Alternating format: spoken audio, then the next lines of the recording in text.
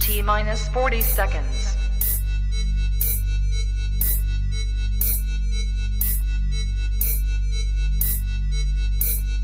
T-minus 30 seconds.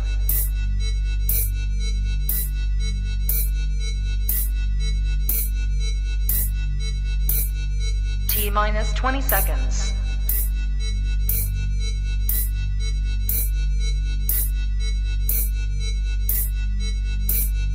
Ten, 9, 8, 7, 6, 5, 4, 3, 2, 1, 0.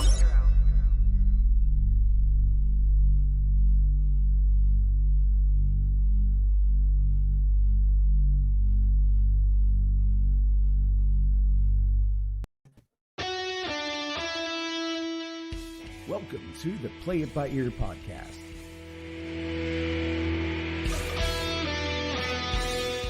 The podcast where the topics may vary because, hey, we play it by ear. And now your hosts, Eric Fiskus, Brady Liming, and Todd Griffin.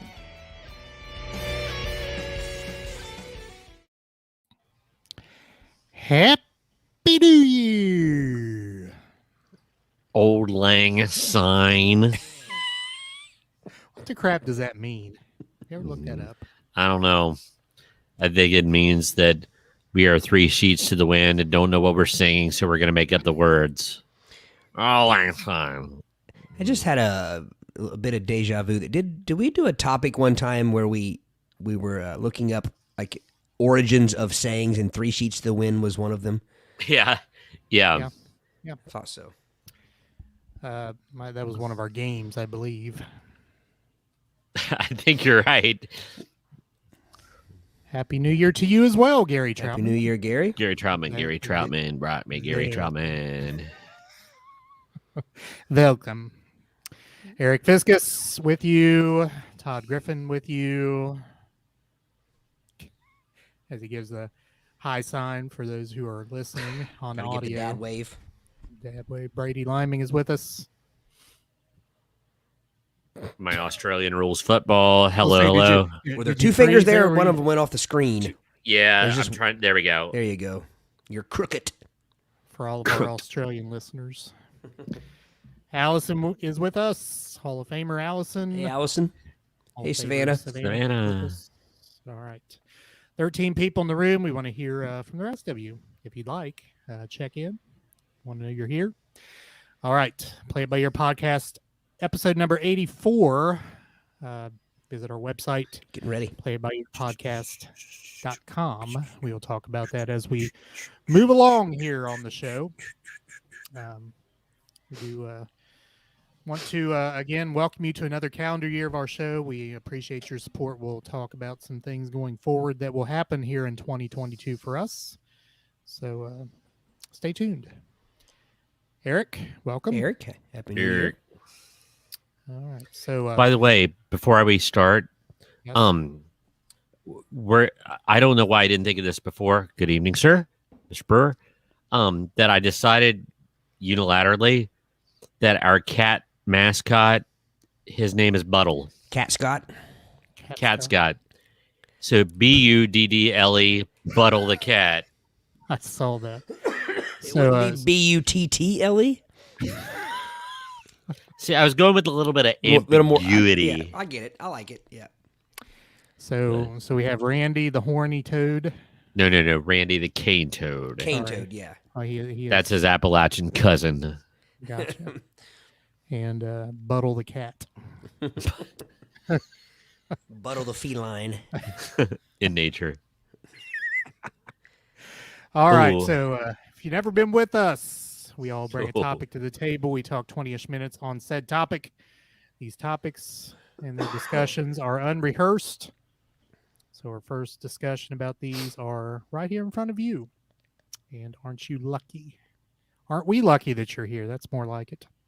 Yes. All right. We are in order on the screen that we will present our topics. Todd, I believe you have a, as we talked a little bit before, a New Year's-ish topic for us. Yeah.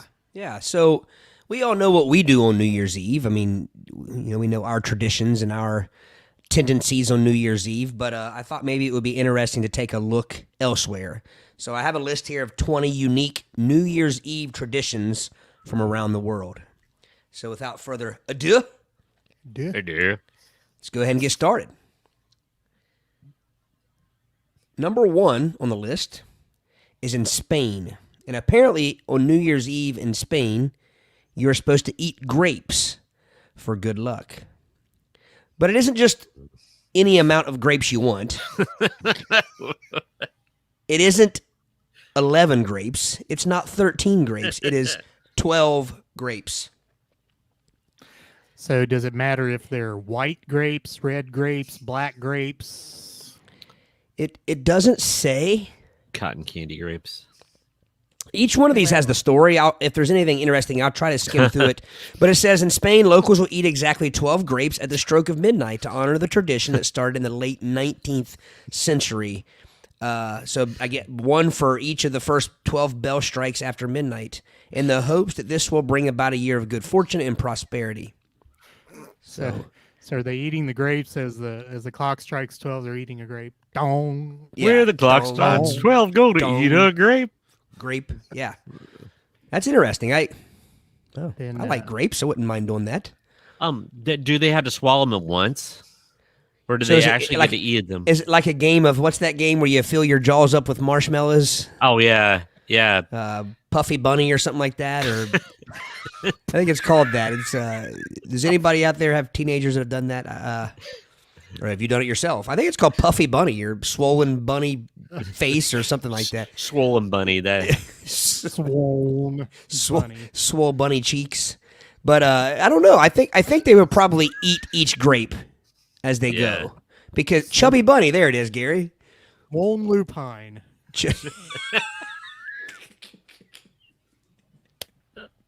it's early in the night to be slap happy. Hefty lupine. Hefty lupin.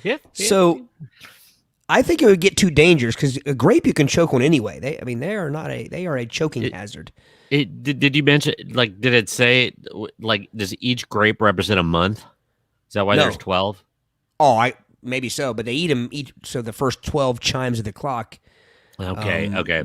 But maybe the 12 does represent good luck for each month. See, Miss Yeah. Wilson had the same question. She thought it was a grape for each month. I guess it could go either, couldn't it? Yeah, you're maybe it's just both. They both fit. Yeah. One sets the reading pace. on the chimes. Yeah, one sets the tempo, and the other one is the purpose. One's the DJ, one's the rapper. Because you don't want to eat them too fast. Get yourself a bellyache halfway through after only 6 or 7 grapes. You'd be picking grape skin out of the roof of your mouth for the next 2 hours. Not to be confused with a bean The skin. damn bean skins. Everybody Number walks 2. around the party after that, going Yeah, exactly. Everybody's tongue's worn out from trying to. sticking their fingers in their mouth. 5 years later, he finds a raisin wedged there is between a nothing- molar. There is nothing that'll wear a tongue muscle out more than trying to scrape a food skin off the roof of your mouth, Oh, there may be some things, but especially a bean skin. Number 2, I'm going to move on. Scotland, first footing in Scotland the day before January 1st is so important that there's even an official name for it, Hogmanay.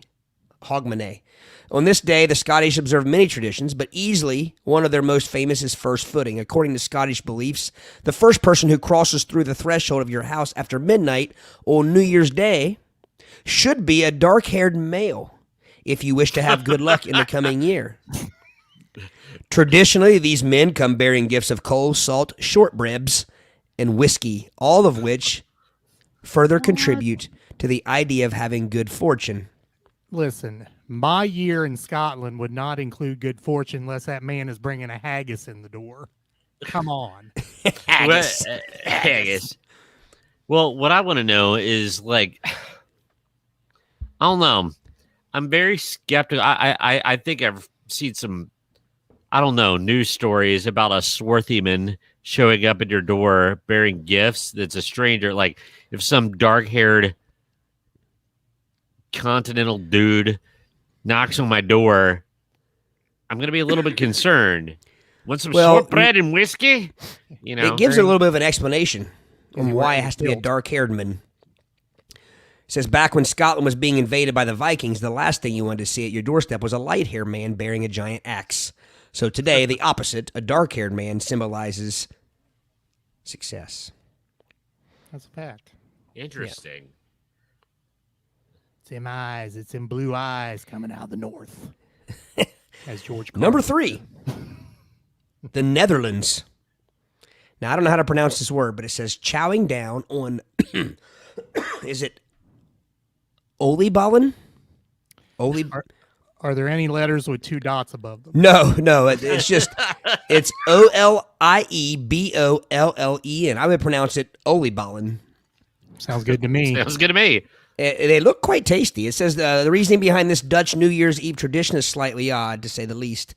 Ancient tribes would eat these pieces of deep-fried dough during the Yule, so that when Germanic goddess Perchta, better known as Perchta the belly slitter, tried to cut their stomachs open. Well, we went there fast. Tried to cut their stomachs open and fill them with trash, a punishment for those who hadn't sufficiently partaken in Yuletide cheer. The fat from the dough would cause her sword to slide right off. You're not happy enough at Christmas, so I'm going to find you and slit your belly. And here's a case of trichinosis for you. So I would think if you believed in that was going to happen, but then you woke up the next day and your stomach was unslit, that you would be like, all right, that was bullshit. I just and never ever believe it again. I mean, certainly more people woke up with their stomachs intact than woke up with their stomachs slit. From Perk to the slit queen or whatever her name is. Perk to the goddess of belly slicing. Yeah. I would say having your belly sliced would make for a pretty damn bad year, even on day one. Yeah. Well, I mean, boy, that would be a perfect what do you call it, cover up if there was like some serial killer out there and on New Year's Day he just goes on a bloodletting because he could blame it on the belly slitter. The belly slitter, that would be a cool, that's a cool name actually. But those are they just like donut holes. They're just like fried. hush puppies. I don't know what the dark spots are. I don't know if those are blueberries or chocolate chips or Blood chunks from the belly cockroaches. slitter. No, maybe it's stuff that you would find in an intestine. Entrail. No, I was thinking more the final exit material. It does appear to be rat feces. It looks a little bit like rat feces. Reese. All right, we got comments. All right, comments. All right, Treva, welcome. Hello, Treva. Got to have them short ribs. I think you said short brebs, right? Yeah, I said shortbread. that's the way I'm embarrassed to say that's the way we say it. Brebs. Howard says the Scottish tradition is a reverse thief. That is correct. That is true. And also says this belly slitting comes from the same country that promotes sexual depravity and partaking of drugs. Think about it. That is a fact. By the way, not to cut into the depravity here, but prayers to Howard's wife. She's a little under the weather, so prayers from us. Leave it to Zach. Yeah. Welcome back, Old Zach. Zach. Welcome back. He also Welcome says they're back. blue waffle chunks. Blue waffle chunks. Indeed, Zach. Indeed. Maxwell. Hello, Maxwell. Next. Not a problem. All from the heart, Howard. From the heart. Number 4 is kind of boring, I got to be honest. So we'll just go quickly. It's just in Russia, they plant underwater trees. So, and it says it's only for the past 25 years or so. So that's not a very old tradition. Boy, now how'd that get started? There is the story. After consuming too much vodka on New Year's Eve, like, hey, what if we planted a tree? Vodka. I don't know. And I just skimmed through it. There's nothing really interesting. So I'm going to move on. So I will say that I don't think Russians are known for their frivolity. True. They seem to be very, very stoic Serious. people. They are typically a decorated spruce more than 100 feet below the surface. So not only not only do they plant them underwater, but they go deep. Man, so does somebody have to go down there in the Russian Arctic?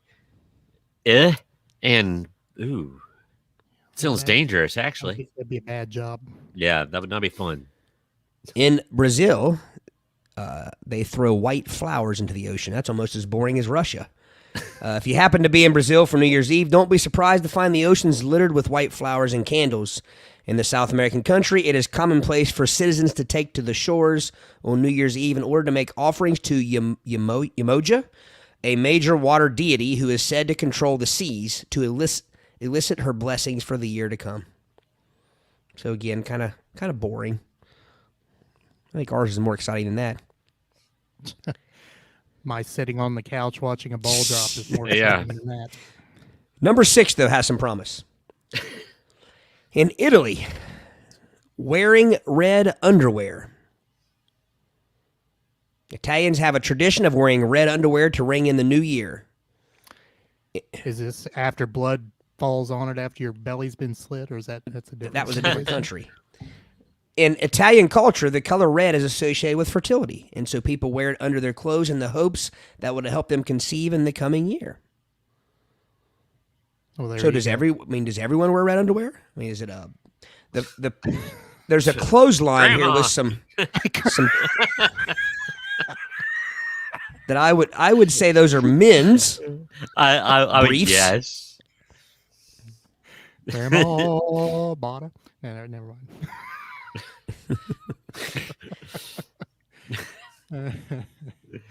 Oh man. I bet there's a lot of money made by the underwear people in Italy that time of year. Do they come out with different designs on the red underwear for each year? I don't know. It's just again I showed you the clothesline. It's just a pair of kind of like tidy whities, but some Freddy Reddies.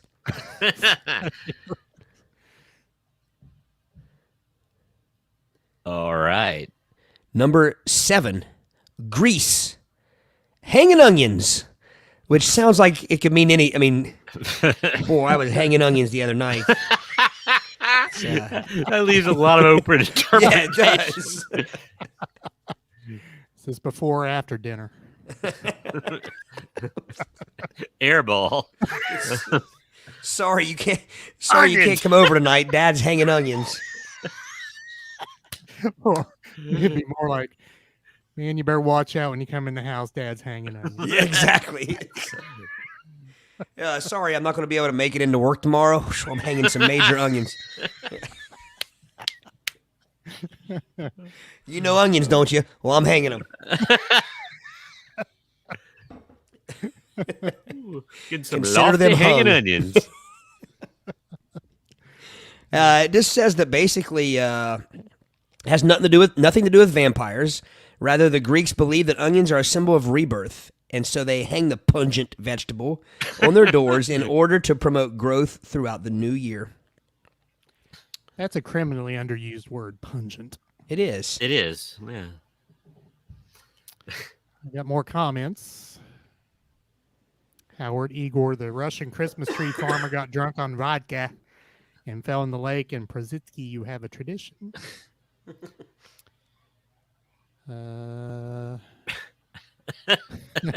Miss Wilson, you know how how whimsical those Russians are, planting trees for the mermaids and mermen to have a good year. Merman. Indeed. That was a He-Man character too. Howard also asked, isn't red underwear a Russian requirement? That is true. Continue. The next one, Japan. Slurping some soba noodles. In Japanese culture, Nice public peony. it is customary to welcome the new year with a bowl of soba noodles in a ritual known as Tashikashi soba, or year-crossing noodles.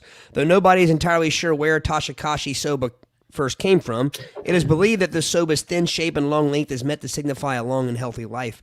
Many folks also believe that because the buckwheat plant used to make soba noodles is so resilient, People eat their pasta on New Year's Eve to signify their strength.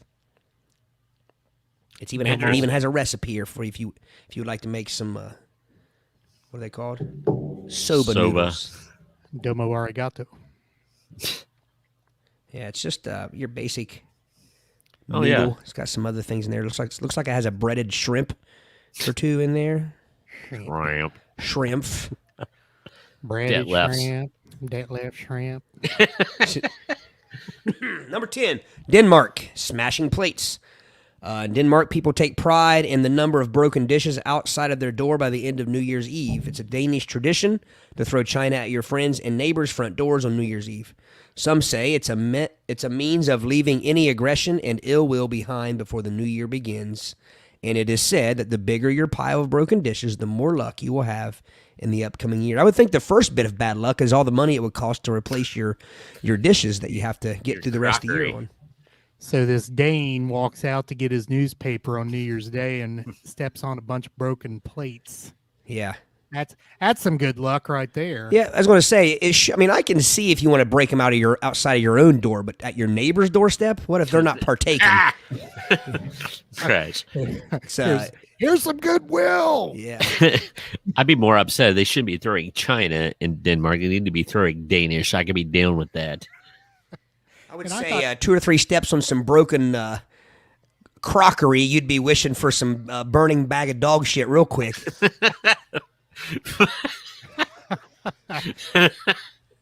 I thought breaking plates in celebration was a Greek thing. Evidently, the Danes do it too. So, All right. Ecuador, burning scarecrows.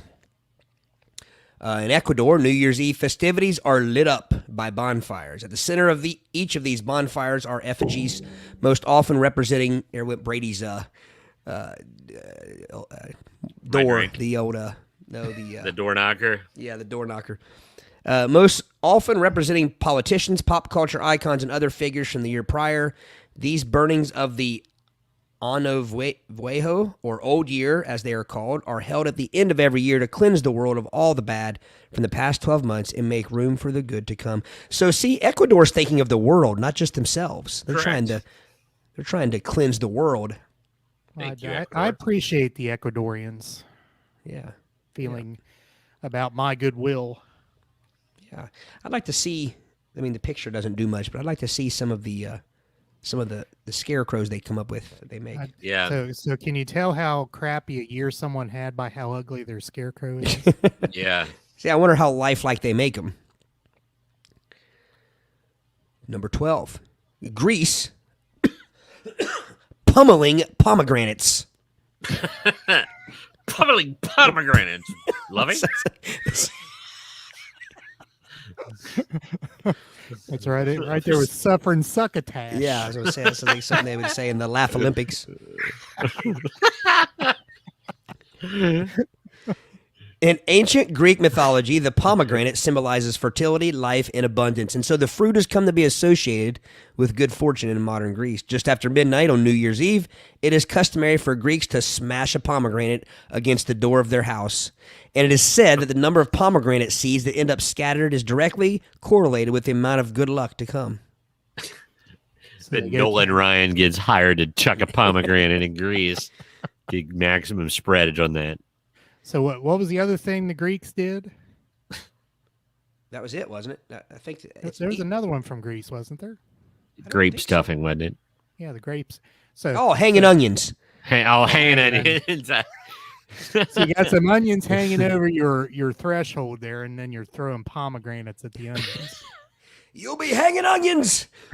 You'll be pummeling pomegranates. I'm going to pummel your pomegranate if you don't stop hanging onions. That those neighborhoods smell outstanding. If you don't get that hanging onion out of my face, I'm going to pummel your pomegranates. Hey, baby, I'd like to pummel your... Sorry. All right. Germany. Oh, Andy. Pouring lead. In Germany, all the New Year's Eve festivities center around a rather unique activity known as Bitten.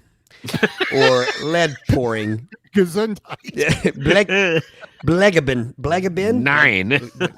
Blind. It might be blibine. Using the flames from a candle, each person melts a small piece of lead or tin and pours it into a container of cold water.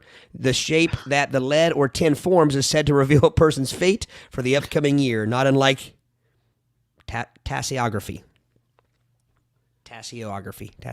I don't know. When I took my class in tasseography, so what if it just ends up being like the shape of a goat poop or something? I mean,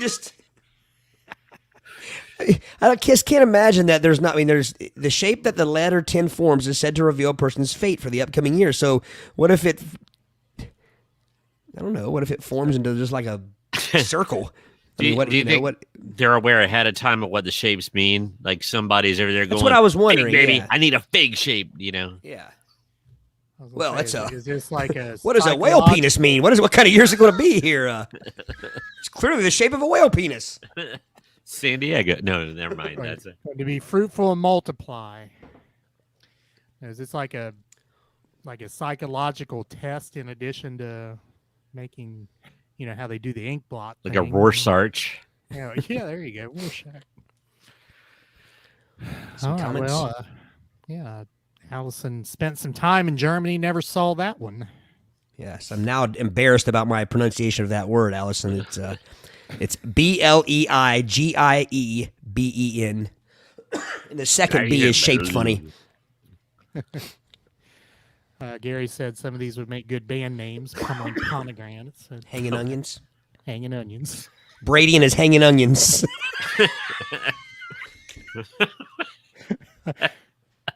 Been hanging low for a long time.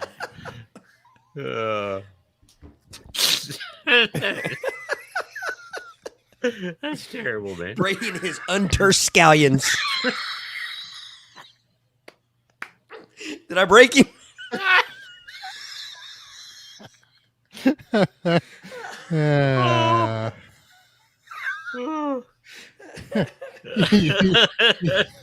You broke yourself. There, once again, I find myself saying this a lot over the last 83 episodes. We're not impaired, I swear. There's nothing wrong with this. All right. Number 14. Japan, ringing bells. That seems pretty lame. 108. That's how many times Buddhist temples in Japan ring their bells on New Year's Eve. 107 times on New Year's Eve and once when the clock strikes midnight. This tradition, known as Joyonakane, is meant to both dispel the 108 evil desires in each and every person and cleanse the previous year of past sins. So does that? I mean, so they're saying that each person has 108 evil desires inside of them? I would like to find that list. Is there a list of these 108 evil desires? Heavy on the Does everybody share the same? I It's don't an know. even number. Everybody shares 108. I was gonna say that's a very specific number. So there must be a list. Is. A lot of parsing. Gary says 108 seems low. Yeah. Eric says next year I will let my onions hang as I watch the ball drop. It's one and the same, isn't it? Watch for pomegranate, man. Yeah, don't pummel your pomegranates while you're watching the ball drop. Your onions are hanging. These microphones are earning their money tonight with the pummeling the pomegranates. All right. Russia. Or Brady at the Dairy Yum Yum. Drinking ashes.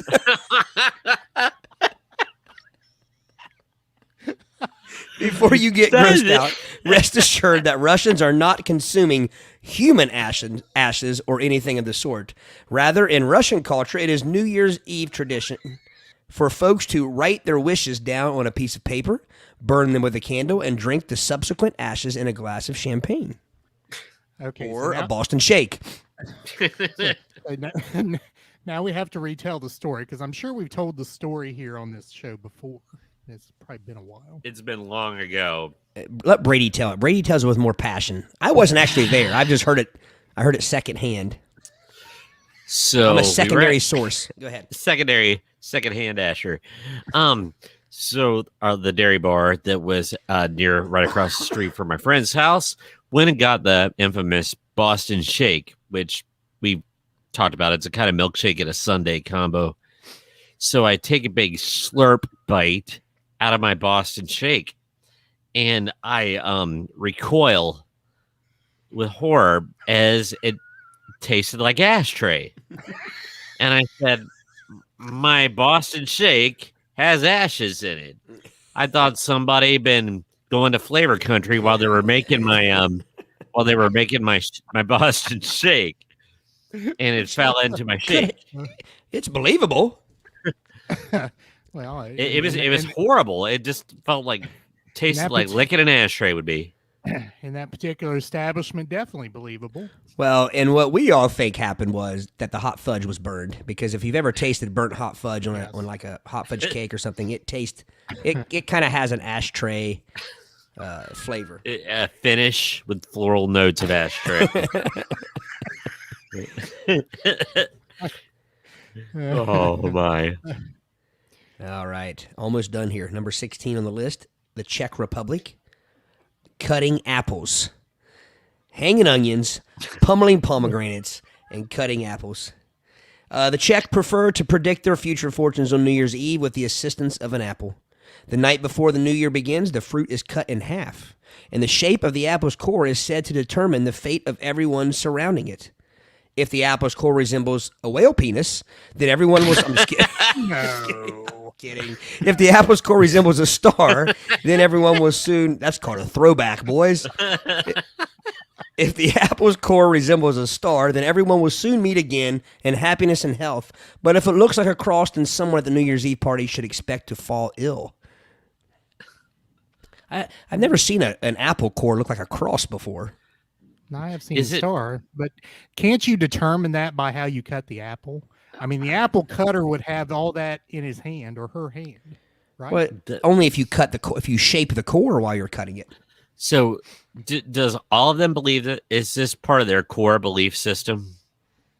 Oh, I don't know. I mean, it just doesn't go into like. Oh, I got. Sorry. As my mom would say, that was above my head and below my knees. Never understood that saying, but yeah. How can it be both? Number 17, Estonia. Eating many meals, like a lot of meals. Not many, not miniature, many. Eating many meals. If breakfast, lunch, and dinner are hardly enough to satiate you, then you'll want to celebrate New Year's Eve in Estonia. There, people believe that eating 7, 9, or 12 meals will bring about good things in the year to come, seeing as those numbers are considered lucky throughout the country. And if you can't finish your food, worry not. People often purposefully leave food on their plates in order to feed their visiting family members. The ones in spirit form, that is. Leaving ghost hors d'oeuvres. Now, would you take offense if you were in spirit form and someone was leaving you leftovers? I think I would take offense to that. I think I should get them. Exactly. I should get the first bite of the meal. Well, don't leave me the handles. I would say you could probably get whatever bite you wanted. Yeah. Yes, Brady would be leaving the handles for his exactly his family. Did you just leave me a hot dog handle? But thought that was the letter U on your plate, and it was only a peanut butter and jelly sandwich handle you left me. Brought to you by the letter. Actually, this multi-meal, it is probably a corporate holidays. Brought to you by the Roto-Rooter people. Because, you're encouraging people to eat 9 to 12 meals. Sometimes 7, that'd be 9, or 12. So, what determines whether you pick 7, 9, or 12? Do you preface that before you start eating, and then anything left is for the ghosts, or do you? Like after 7 meals, you're like, I'm going to go for two more. Well, that is true. It seems like you'd either need to set it prior to, or you need to, if you decide as you go, if I'm at 7, can I get through 9 and then Yeah. that's 3 more after that? I mean, Yeah, That- I mean it's, and not only So, that, but you'd have to what have if you, enough like- food made for 12 if you didn't know to start out. I mean, you don't want to stop after 7 and cook up 5 more meals. and what constitutes a meal? True. We talking Yeah. a cookie? Or are we talking, like 4-course Swansons, All right. Number 18, Armenia, baking good luck bread. They bake bread on New Year's Eve. They add a special ingredient into their dough. I bet they do. Luck, of course. They don't literally add an ingredient called luck into their batter, silly heads. But it is tradition. It is tradition for metaphorical good wishes to be kneaded into every batch of bread baked on the last day of the year. Silly head. It didn't say that. I just... That was really good, man. That was well placed. 19, turkey. Sprinkling salt. It's considered good luck to sprinkle salt on your doorstep as soon as the clock strikes midnight on New Year's Day. Like many other New Year's Eve traditions around the globe, this one is said to promote both peace and prosperity throughout the new year. It'll You keep know- the slugs from your door. It seems like other countries worry a little more about like the rest of their year, where we traditionally just go get drunk and party. Yeah. Yeah. And now, of course, on New Year's Day, you got to eat your sauerkraut and stuff like that for good luck and wealth. But I could smell it. Made me. Ugh. So I think we should make a pact right now. Next New Year's Eve, here in 360 some odd days from now, that we celebrate New Year's Eve and we put all these traditions together. Without the belly slitter, please. We Yes. hang onions, we pummel pomegranates, and we sprinkle salt on our doorstep.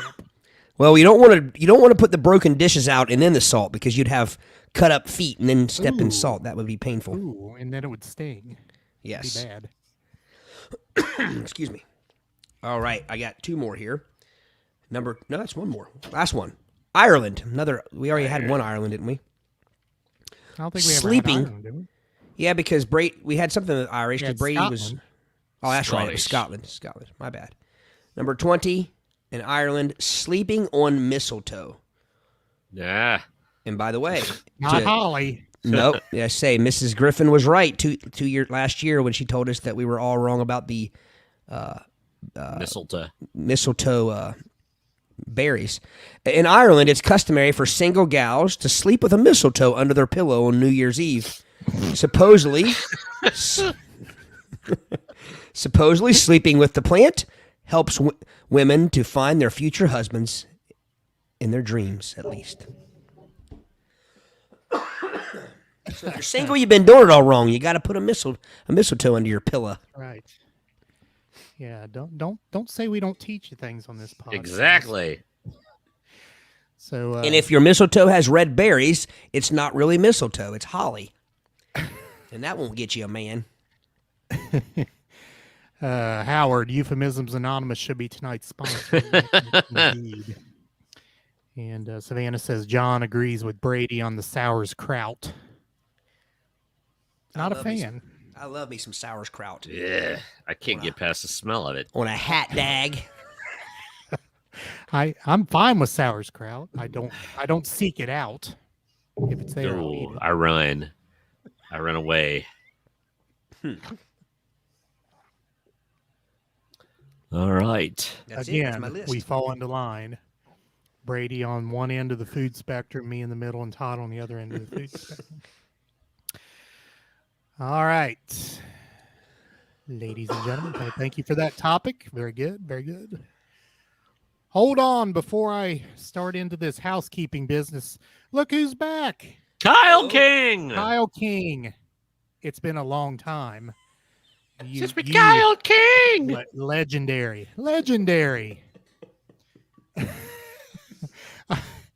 I won't read the comment, but I appreciate it. That one got past our editors. It got past It did. our screeners. That's why I didn't read it. Well, he knew he'd throw you for a loop by being back, and he knew in all the excitement you wouldn't proofread. He did. Welcome back, Totally. Kyle. Good to hear you, buddy, or see you, or good to see your name on the screen, Kyle. Good to see your pithy comments. All right. Get to the right place here. Visit our website, www.playbyyourpodcast.com. You can click the membership support link there in the midst of the, I think.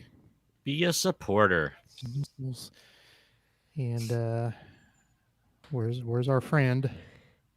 Here's Buttle the cat right there. Buttle the cat. Buttle the cat.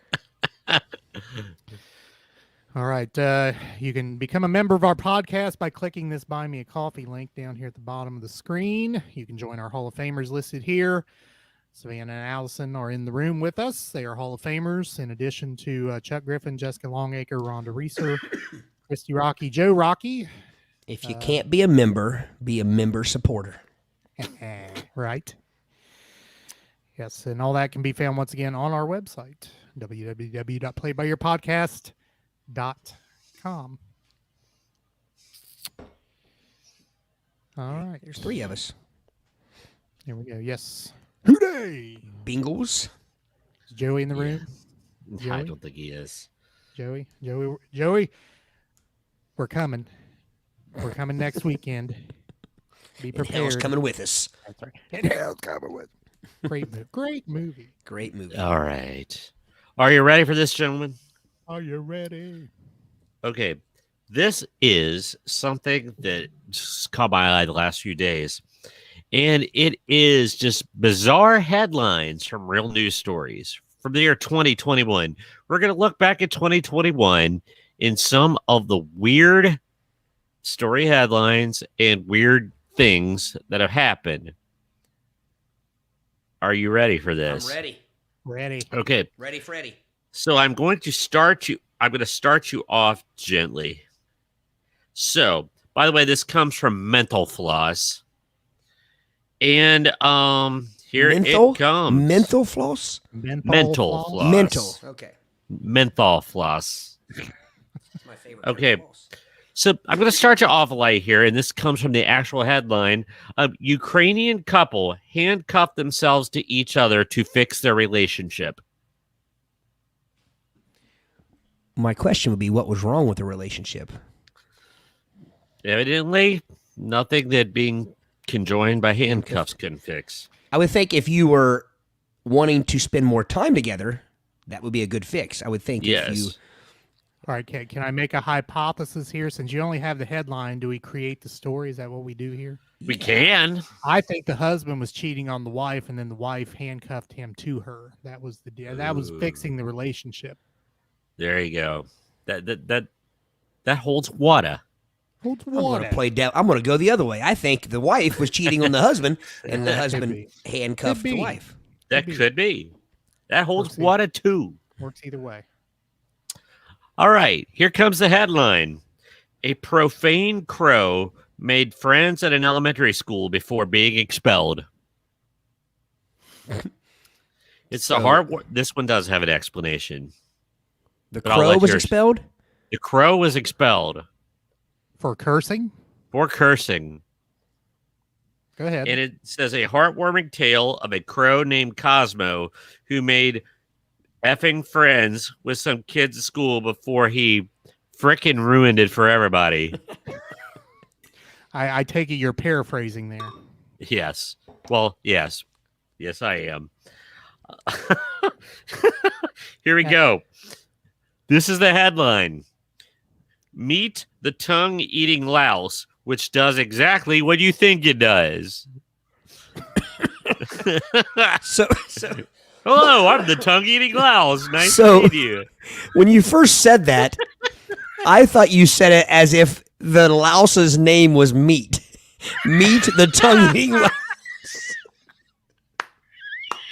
We have another mascot. Buttle the cat, Randy the cane toad, And Meat. and the tongue-eating louse.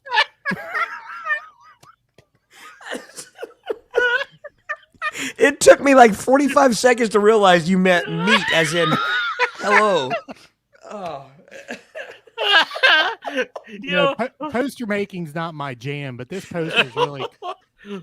This is putting rich itself with together. opportunity. That is not that far of a stretch, though. It eats tongues, for goodness sake.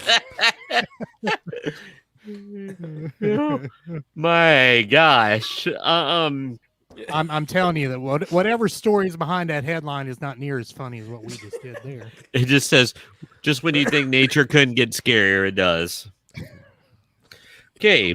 Long comes. Next one, Todd. Now, hang with me here. Meet Mr. Gox, a crypto trading hamster who is out investing Warren Buffett. It has to be having help. What does it just click on a button or something? It to must. So is this somebody that just has a lot of money and they're just letting the hamster? Letting Mr. Gox do his magic. Yeah. Mr. Gax. Yes. Heck with a hamster. I want a chinchilla. Yeah. All right. Let's go into the next one. Scientists discover what happens when you drop an eyeball from a 5-story building. Whose eyeball? Is it still attached? Hopefully not. Well, I mean, either way, but it's still attached. Drop it off the building. You could see yourself falling while not actually falling. yeah. But I would think if you dropped an eyeball off a 5-story building and it hit someone, it would put a pretty big knot on their head. Yeah, if you dropped it off the Empire State Building, it would kill somebody. Yeah.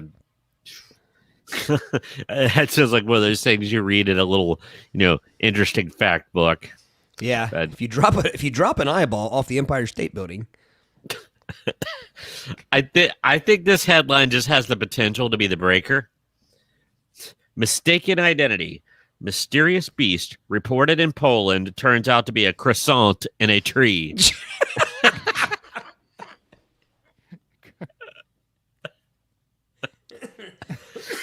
It's Godzilla. No, it's a biscuit. Never mind.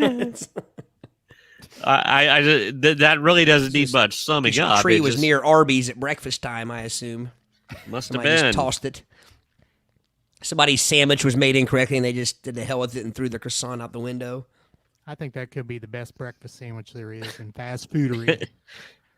I liked them for a while, but then after a while, the croissant got old just like a biscuit does to me.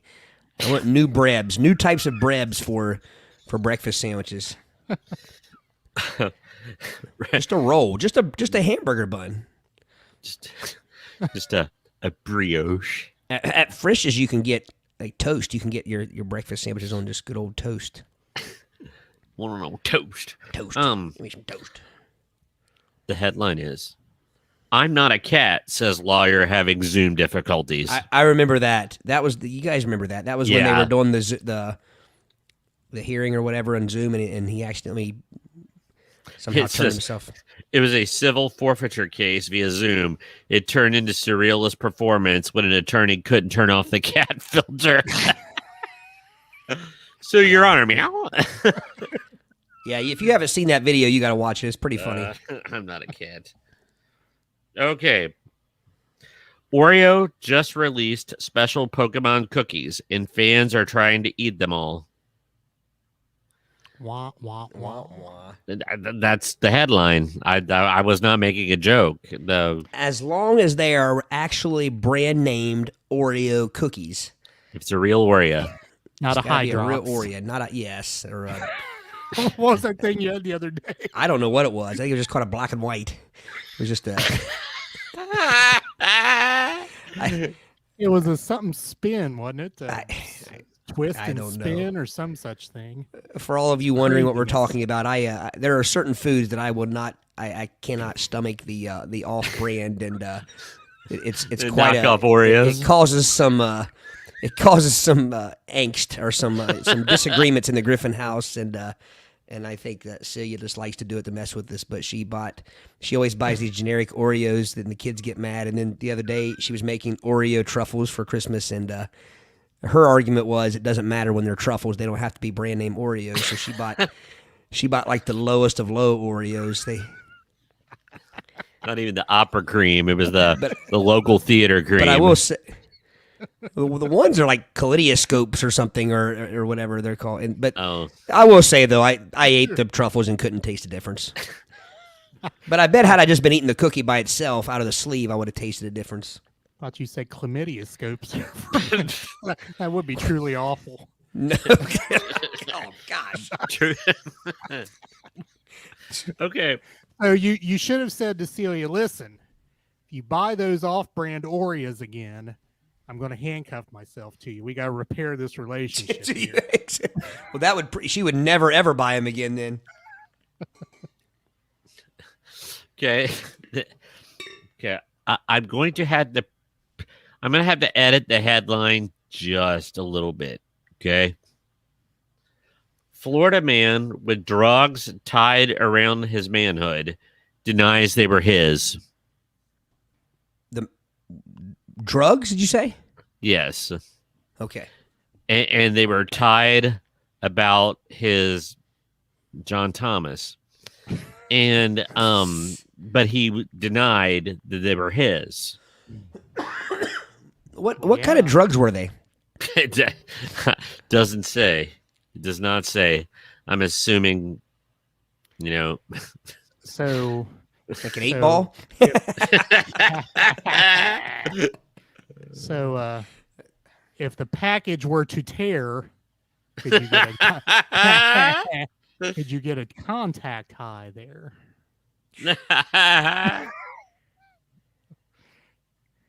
I don't know. Would that so would are you saying Skin is rather thin there. Would the drug seep through the skin? Is that what you're saying? That's what I'm saying. It would The be foreskin. topical. I Oh don't my know. gosh. All right.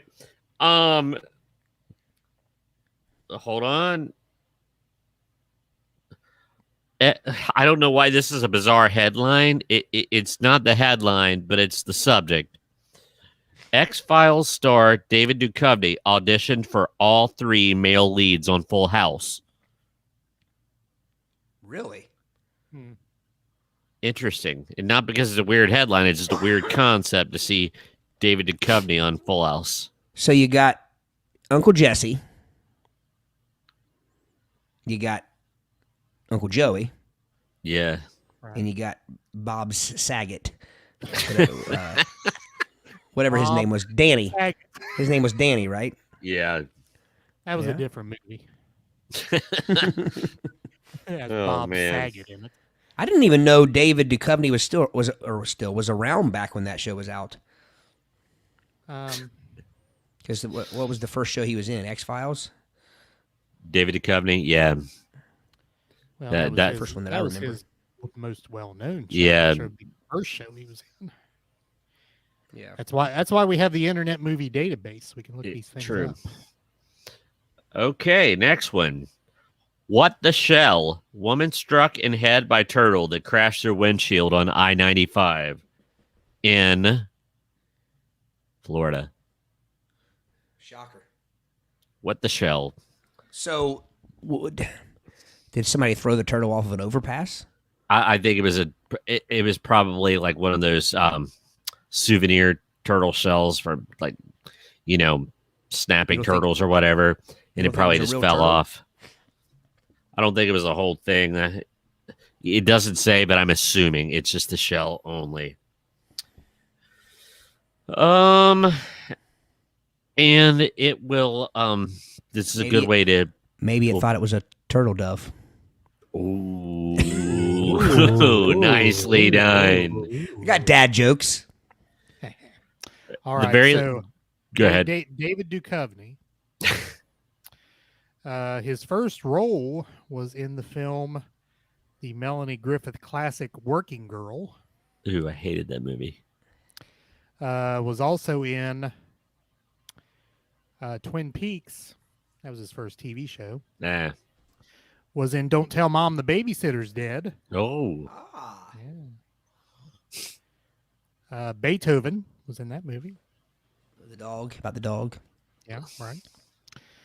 And these are all prior to X-Files, Frasier. That was just a little Frasier. Red Shoe Diaries on Showtime. So he was around before he was real big. He was on the Larry Sanders Show. Really? Never watched one episode of the Larry Sanders Show. Nor did I. Gary Shandling, was he on the Larry Sanders Show? Oh, Gary Shandling's. Yep. All right. So there's. Why wasn't it called the Gary Shandling Show? He did have a show called the Gary Shandling. Oh, really? This Yeah. is the theme to Theme to Gary Gary show. show. Yeah. The theme to Gary Show. All right. Let me give you a couple. This is from a different list. Oh, excuse me. To end up, if you remember what the first story was from that list about the couple that handcuffed themselves together to fix a relationship. Yeah. And the final headline was that couple breaks up after being handcuffed 123 days straight. Same couple? Yeah. So a nice little circular storytelling. Here is just some famous Florida headlines from the year. As you know, the Florida man does all kinds of crazy things. Let's see. Florida man killed by alligator while hiding from cops. Yeah, that's gotta be careful. You gotta watch those gators. From June 8th this year, Florida man desperate for a ride to Hooters calls 911. Okay. Florida man Florida man insists that illegal drugs found in his rectum was not his. Is it the same guy that had him tied to his I scrote? wonder. Same case. Same drugs. He tried to find a better hiding place. The guy just didn't learn. Couple comments here. Kyle She says was she was shell-shocked. Gary is asking, why would an alligator be hiding from the cops? Ah. Yeah. Florida man protects car from hurricane by parking it in kitchen. I'm Interesting. gonna go with the Gary joke. How do you park a hurricane in a kitchen? Yeah. Florida man arrested for trying to get an alligator drunk. So, are we talking like a baby alligator? Yeah, was it underage? I don't know. I mean, what would be the charge there, I guess? Animal use of an cruelty? animal? But just don't want no dumbassery. pickled gators out there. Florida man busted feeding iguanas to alligators in the jail zoo. Busted That's just feeding what? A Florida man busted feeding iguanas to alligator in jail zoo. There's a zoo in the jail? I certainly don't think that there's a jail in the zoo. I would think if it were the zoo jail, I could see there being a jail in the zoo, but not a zoo in the jail. Where the iguanas were, convicted of a capital offense. You're getting a gator. There seems to be a lot of these that have to do with gators.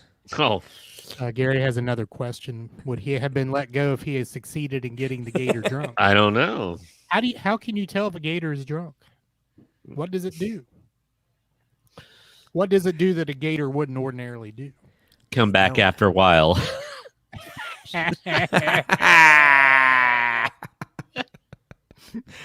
This is stupid. It was funny.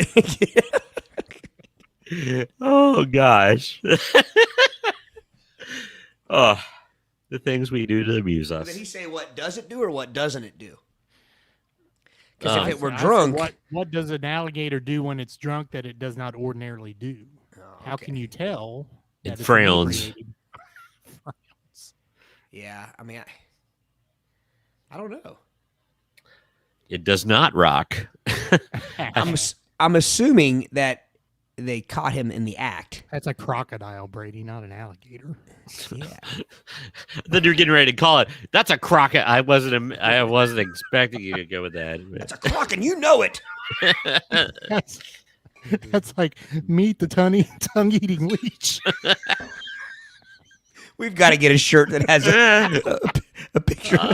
It wasn't a leech; it was a louse. It was a louse.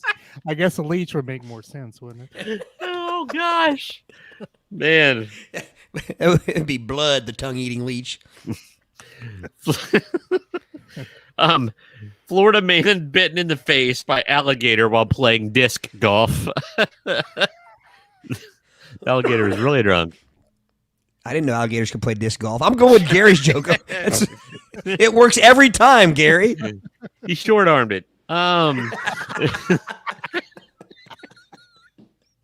That's why the guy got bit in the face. He was yelling at the gator for short on it. Florida man tries to evade arrest by cartwheeling away from cops. From an alligator. It's illegal to cartwheel away from an alligator in Florida. You got a bunny hop, or That would be awesome to see the like dash cam footage. The guy just cartwheeling away from the police. He just did a triple sow cow. He's moving west on 995. Eric, you just pictured a lot faster than me. I pictured a drunken, clumsy, like half somersault, half just real Cartwheel. slow cartwheel. Yeah. I mean, like me trying to do a cartwheel while Well, or sober? any of us, I assume. A tope sesito. But all right, so I'm gonna end it up. It's about that time with this last headline from Merry Old England, and this one made me laugh. It just should have made me laugh as much as it did, but it did. The headline simply says, "We will cut the homeless in half in 2022."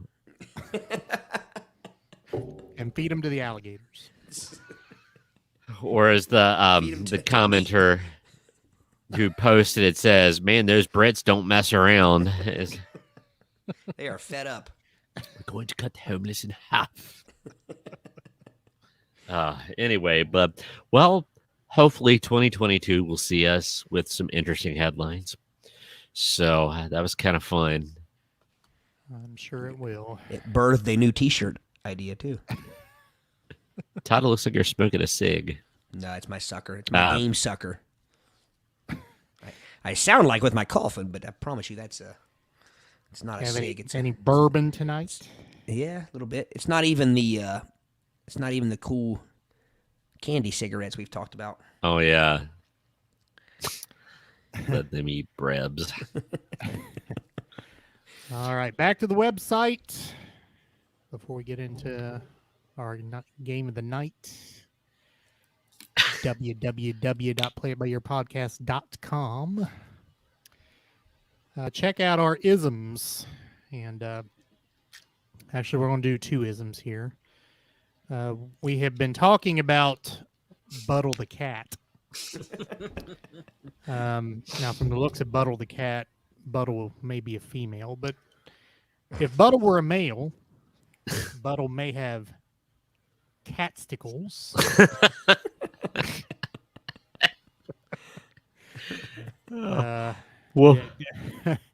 Definition of catsticles: testicles of a feline. Quote, one of these days, Odie is going to snap and finally kick Garfield's squaw in the catsticles.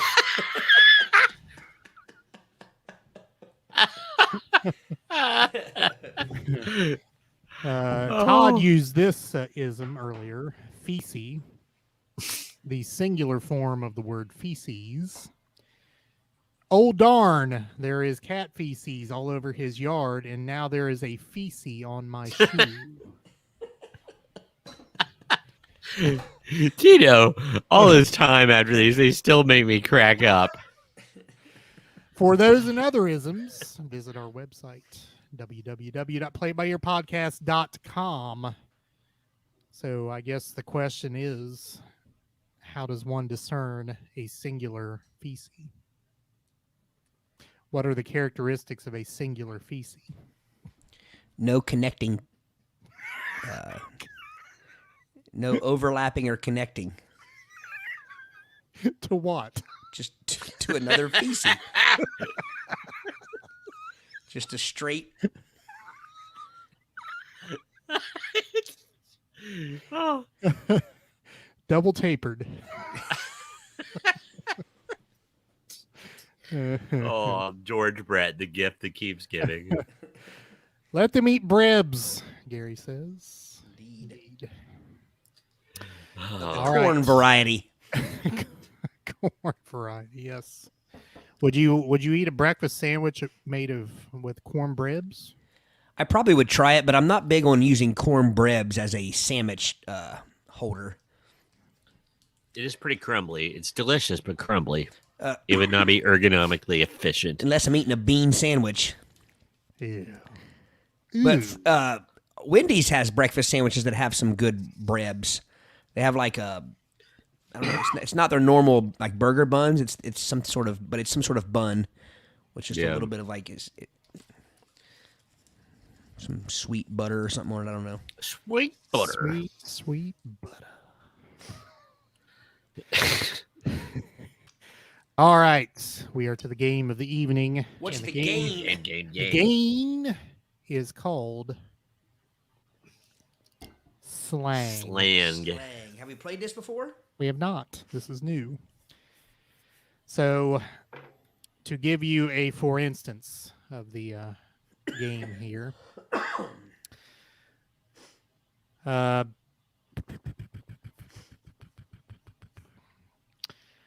All right, so these are questions. They're multiple choice, but they are based on words that are slang terms in other countries. So you have to guess what the slang term means.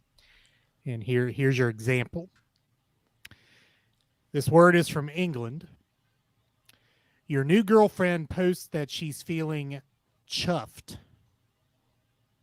Is she feeling mad, sad, glad, PO'd, happy, slappy, sexy, goofy, or glamorous? Sad. She's happy or pleased. Really? Yes. Really? I thought you said she complains that she's feeling chuffed. No, your girlfriend posts Oh, Ah. sorry. that she's feeling chuffed. I misheard you. I thought you said Okay. We got this. We got this. All right. So, in honor of the new year, the young year, the youngest player goes first. Todd. we drew lots backstage. Is that a victory dance? Or a sucker sword fight move.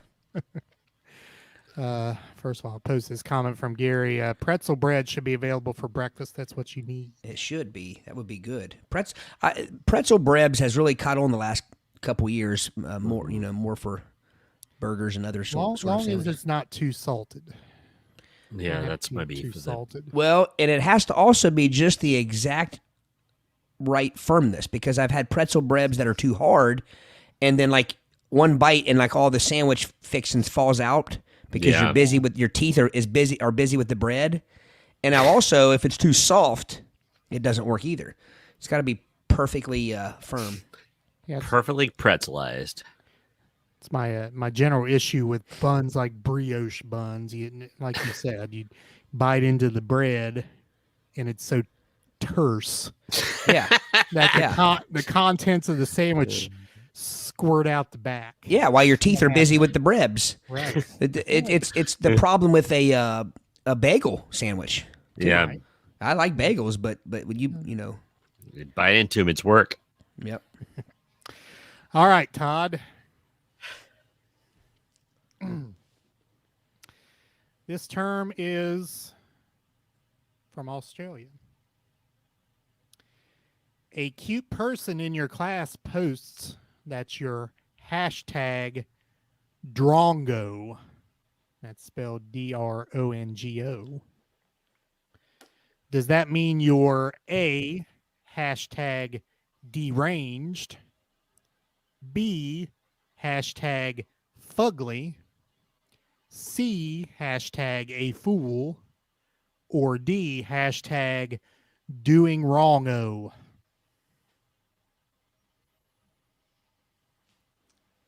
A fool. Todd's guess is hashtag a fool, and that is correct. Oh. Calling you a fool. Maybe a fool for love. Drongo for your love it. All right. So should we set an ending score here? What do we plan to? Go for the 5. We got some time. Let's go 7. 7.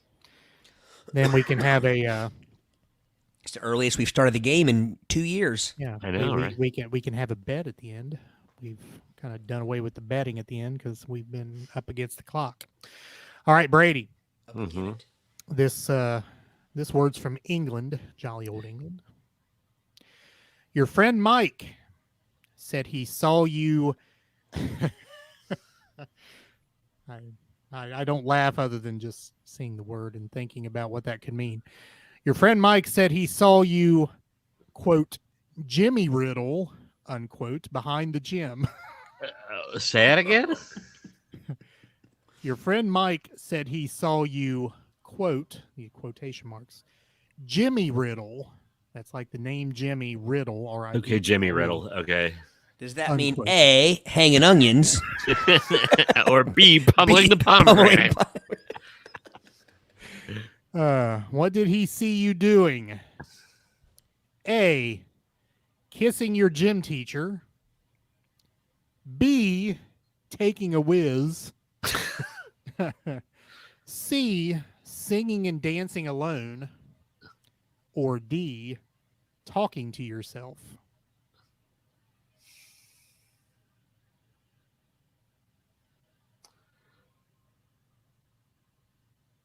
I'm going to say talking to yourself. Talking to yourself. The answer is, Brady, Yeah. don't Jimmy Riddle behind the gym. That's what restrooms are for. You're taking Wouldn't it a be whiz. James Riddle in England? Jolly old. You got the scores up, Eric? There we 1-0. are. 1-0. All right, Todd. Australia. Back to Australia. Why? If someone warns you to, quote, beware the ankle biters, unquote, what are they warning you about? A, vampires. This place is haunted. B, poison snakes have been spotted. C, crappy small waves. Don't even bother to try and surf today. Or D, kids. The little rugrats are everywhere. D, kids. D, kids. Answer, children afoot. Beware, they're wild animals. Kids. I've heard that term before, ankle biters. I had to. Use that. But it also made me wonder if we didn't Americanize it, but that wasn't maybe in Australia. They They use it in a my first different way. thought was snakes. I thought ankle biters were like small dogs, like Pomeranians and poodles. Todd, 2-0. Those are shin nippers. Shit. All right, Brady, England. You suddenly find yourself at a zebra crossing. What should you be looking out for? A, lions and tigers. B, cars and traffic. C, crocodiles and alligators. Or D, approaching trains. Cars and what was that? Cars and traffic? Cars and traffic. Cars and traffic. You are at a white striped crosswalk. Remember, lions and tigers have the right of way. Think Abbey Road. White striped Yes. What's the answer?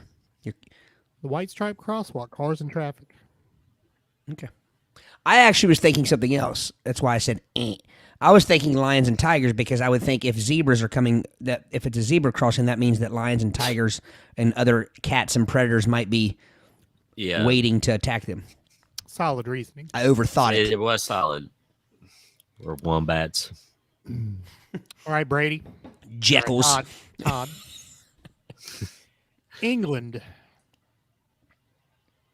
If someone told you you need to, quote, spend a penny, unquote, do you, A, need to go to the bathroom, B, find something to buy that's really cheap. Or C, shock your tongue by licking a 9-volt battery. There are only 3 choices on this one? 3 choices on this one. Whose is it? Go to the bathroom. Todd's. Need to go to the bathroom. Answer. Hurry, dude. Put this card down now. You got to go to the bathroom. Go to the bathroom is correct. So what was your reasoning there? Why did you choose that one? That one, I thought it when I first heard it. It was A. I don't know why. I just thought I had heard it before, but then B and C they were so wrong that you know what I mean? Like, See, I was B and thinking C buying something cheap because you were That would trying be to too spend obvious. the penny. But that would be penny. That would be too obvious. Like, you Yeah. know, too literal. All right, Brady. Yeah. England. Carney slang. Your English carny neighbor asks if you can watch her basin of gravy. Are you supposed to A, watch her cook some greasy goo, B, watch her children, C, watch out for her, she gone cray-cray, or D, watch her favorite show on the telly? And say it again. Not the answers, the actual phrase. She asked if you can watch her basin of gravy. BASIN, basin of gravy.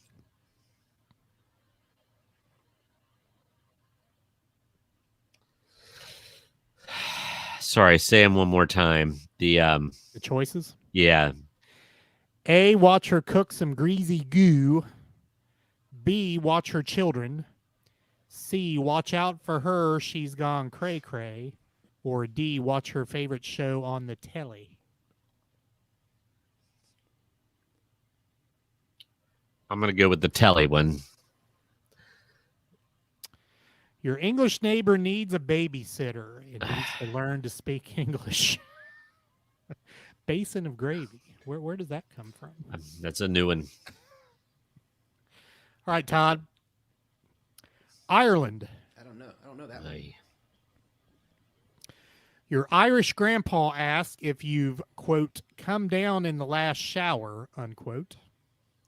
Is he A, off his meds, B, even weirder than your dad, C, calling you naive, or D, wanting you to give him a kiss and a sponge bath? Well, they cut some of that soap, perfectly good soap with a knife. Can you repeat the answer? So come down in the shower. Ask if you come down in the last shower. Come down in the last shower. And then the answer choices again, real quick, sorry. Is he off his meds?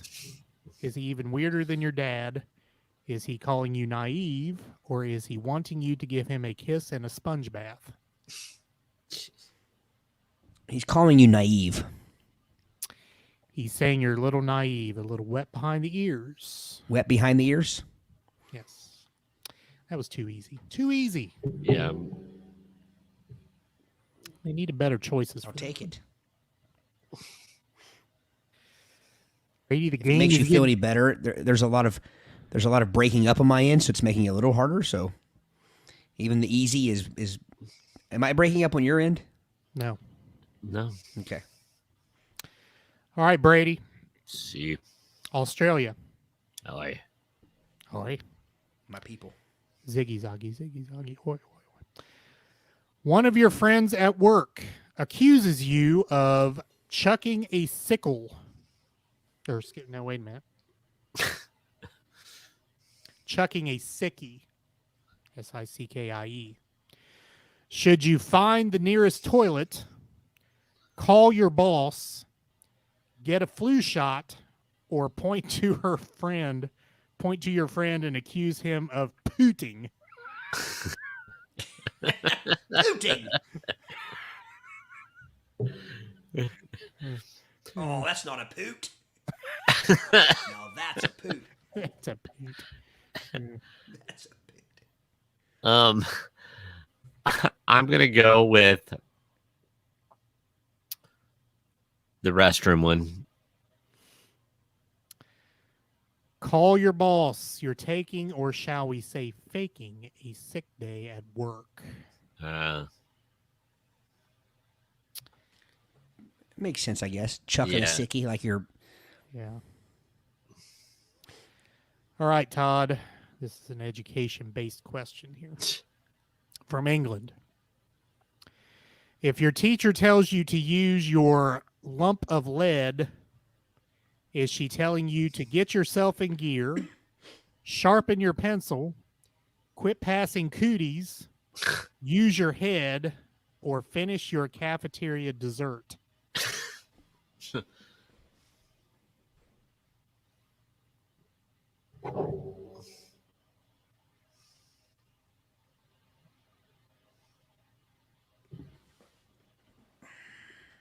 Sharpen your pencil. Answer. Use your head. It's my second pick, but I thought that would be... Apparently they would lose their job if they said that. Yeah. Probably so. All right, Brady. You need a... I need a boost. It's Damn, it's my third, first, my third first and miss. 27, and you need a 30-yard pass. I need a Jamar. Australia. Your friends warn you to watch out. This new girl is real larkin. Larrikin. Larrikin. Should you be afraid that she's going to dish you, kiss you, prank you, or spank you?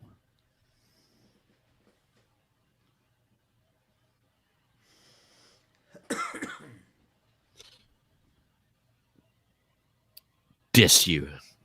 Dish you. It means she's Ixter because she's a trickster who will prank you and make you look like a fool, a tool, a clown with a frown. She's a trickster. Nice. A fool with drool and a tool. Smell like stool. Playing Don't be pool. cruel. Listen to Jewel. CROOL. JEOOL. Todd. England.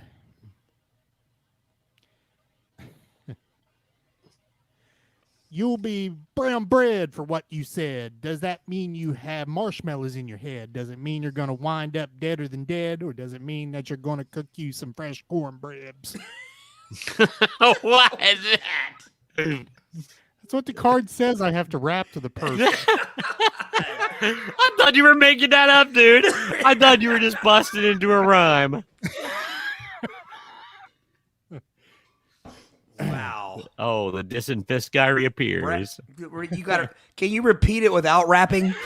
The card says I have to rap. No. You'll be brown bread for what you said. Does that mean you have marshmallows in your head? Does it mean you're going to wind up deader than dead? Or does it mean they're going to have to cook you some fresh cornbreads? Deader than dead. Like I burnt. gotta- Like you'll be. I got to rap it again. You'll be toast.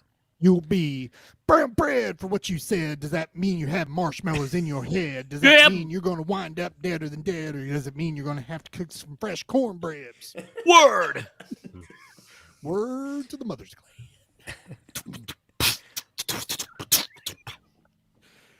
clan. Now it says I must also rap the answer. Brown bread means you're going to be deceased if you don't watch what you're doing. You're going to rest in peace. Word. Oh boy. Okay. Deader than dead is correct. All right. It's another way of saying you're toast. Yes. Wouldn't that be brown bread? No, I guess that'd be kind of toasty. All right. 5-1, Brady. Man. We're playing to 7. England. You find out your friend is badly involved with bottles and stoppers. So are they A, drinking too much, B, in trouble with the cops, C, working as a babysitter, or D, addicted to sugar-free Pepsi?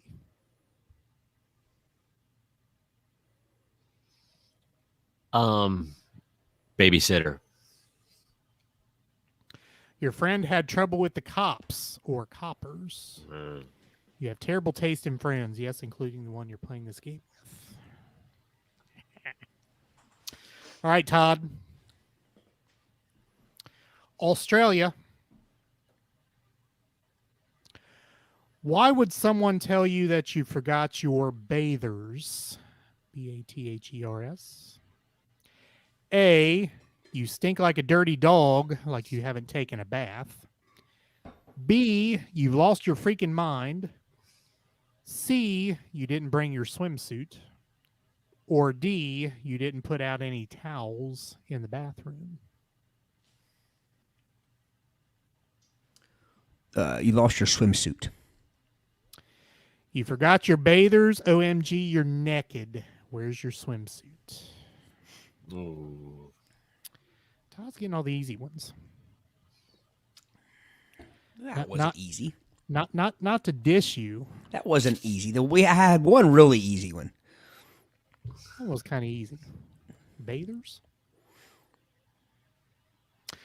Yeah, but when you bathe, you're naked. I'll stop hanging onions. Only in Australia would they call it. Would they say you bathe wearing a swimsuit? Yeah. All right, Brady. Your dingo's out. Ireland. Your Irish mate says he's banjaxed. Banjaxed. Do you play him a song on your banjo, teach him to shoot a good free throw, get up because you're sitting on his chapeau, he's ready to nap so you need to go, open your wallet, and finally pay him what you owe?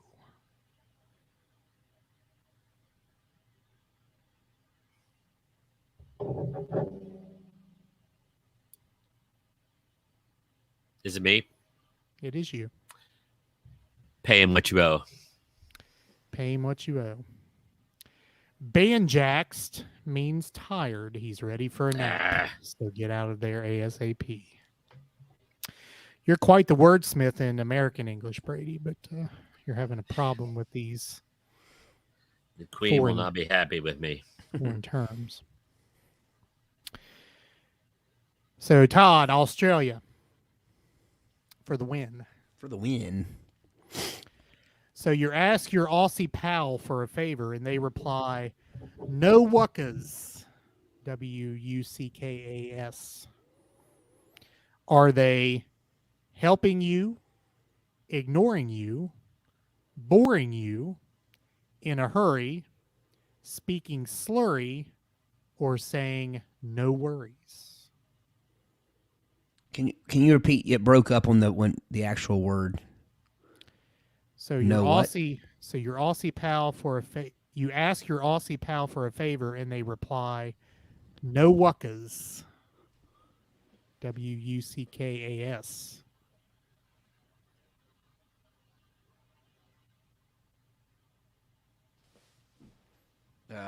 No, like they'll do it. Like no problem, no worries. They're telling you no worries. Sure, they'll do you a favor, mate. Brady. Well, That was a paltry showing.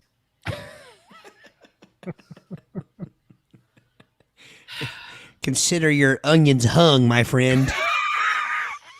Just felt like I was just sitting here pummeling the pomegranate all night.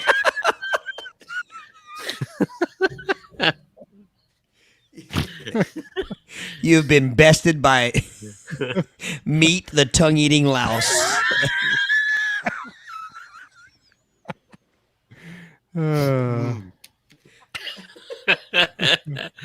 Josh Michael, welcome. No wuckas. No wuckas. No wuckas. Meat. Oh gosh. The I feel weary. The stable of animal mascots on this show is tremendous. All right, so that rounds out episode 84 of the Play It By Ear podcast, and as I mentioned in the outset, this is our third calendar year doing this show. How about that? Impressive. Unbelievable. So we're episode 84. So, you know, I guess if schedule holds and we don't throw any classic episodes in there, in about 16 weeks, we're going to hit episode 100. As I say, we're gonna have to do something special for 100. Yes. Hundy. The C note. So yeah, in about 4 months. So what would that be, about Mayish, right about the end of the school year. That'd be a time for celebration. We can celebrate 100 episodes, celebrate the end of the school year. So hope you all stick around with us for those 16 weeks and beyond. Please. You instantly, when I think of Meat, the tongue-eating louse, I think of him having meat off Porky's head, like. Wasn't there a character named Meat on Porky's? Yes. Yeah. There was. Yes, there was. Called that for a different reason than Yeah. the tongue-eating louse would be, I'm assuming. I don't think they're... Don't you judge the louse. I'm guessing a louse is not well endowed. Maybe I'm wrong. Comparatively speaking to... Compared to other lice? I don't know.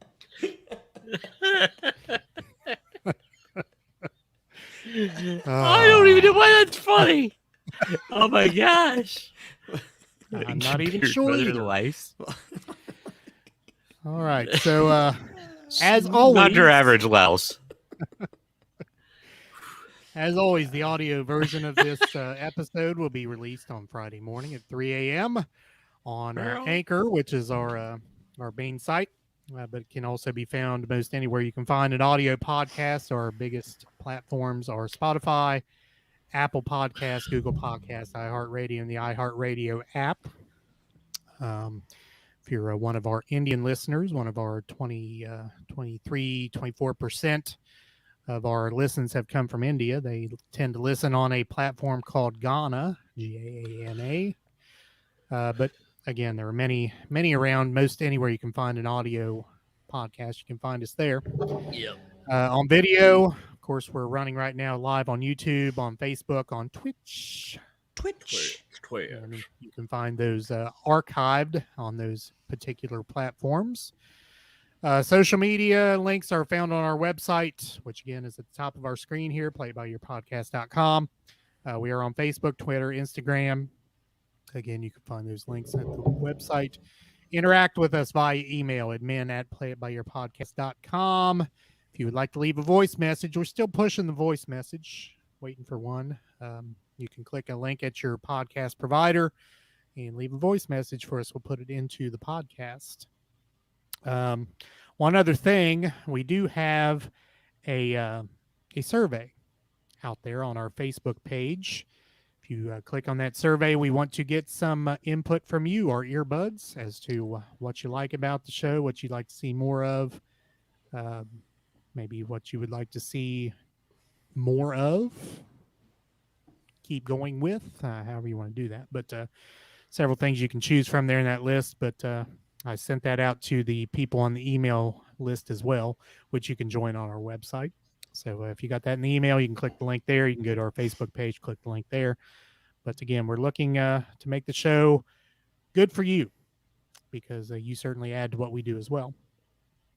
Anything for the good of the order, gentlemen? I can't think of anything. Let's have a good year. 2022. That's right.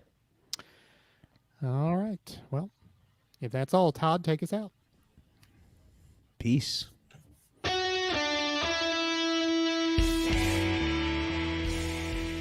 Thanks for listening to the Play It By Ear podcast. You can follow us on Facebook, Twitter at Play It By Ear Pod 2, and our website at anchor.fm/Play It By Ear Podcast. Thanks again, and join us next time as we play it by